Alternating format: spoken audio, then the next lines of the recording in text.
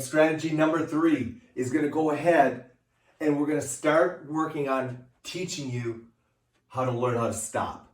Yeah, we're going to teach you how to learn how to stop, and then we're going to continue to increase the speed of the force that you're working against while you're trying to stop. Confused? You should be. Here's what we're going to do. We're going to go ahead and work on a fast concentric movement, pause, fast eccentric movement. And when I say fast eccentric movement, I'm saying relatively fast. You're going to have to progress with this one. Pause again on the eccentric movement, and then we're going to go ahead and do a fast concentric. Let me take you through what I'm talking about, and then let's talk about why.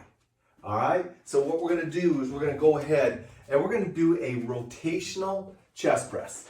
This could be a rotational row. This could be a single arm press. This could be any movement essentially, but we're going to go ahead and just use a rotational chest press. So again, slow movement.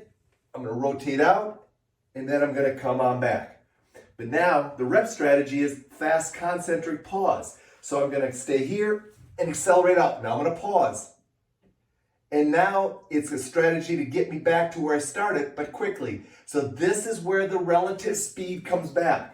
Because you're not going to go fast with the eccentric movement right away, because you're not going to be sure. You're not going to be completely confident that your joints and your stability factor is where it needs to be in order to keep everything safe. But when you get there, this is what it's going to look like. Accelerate out, pause, accelerate back quick. Accelerate out, concentric, accelerate back, eccentric. So fast concentric, fast eccentric. But you're always bringing in a pause. Why? Because the pause is going to allow you to learn how to stop. As I said earlier in this part, we're going to start teaching you how to slow down. As the band is pulling you back, it's making your decelerators have to work against a resistance. The speed is going to make you have to work even more. So now, when you come back, you want to really go ahead and learn how to control. By putting a pause at each end of the concentric and eccentric movement, you can focus on what you need to work on. Here's what I mean. I'm going to focus on my pause. I'm here. How fast can I get out? Now I'm going to pause. Hold it there. Isometrically set my trunk. Isometrically set my stabilizers. So now when I come back, I'm ready to go ahead and control that movement.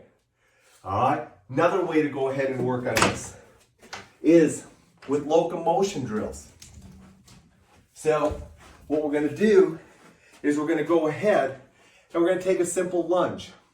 So what we're going to do is we're going to go ahead and go quickly into our lunge. Now we're going to pause, and we're going to go quickly back. All right, so the eccentric movement in this case is going forward. Got to learn how to slow. Concentric movement is going back. So eccentric, concentric. But notice the pause. So I'm teaching myself how to stop myself, hold tight, accelerate back, pause. Make sense? So what you're going to do with this is the eccentric speed is going to be relative. You're going to have to take your time with that one. So this is starting to go ahead and really start training your athleticism, because we are going to start challenging you to slow down at a faster rate of speed than what you're used to. But we're really going to go ahead and control it by putting a pause at each end of the movement. Hope that makes sense. Let's get on to strategy number 4.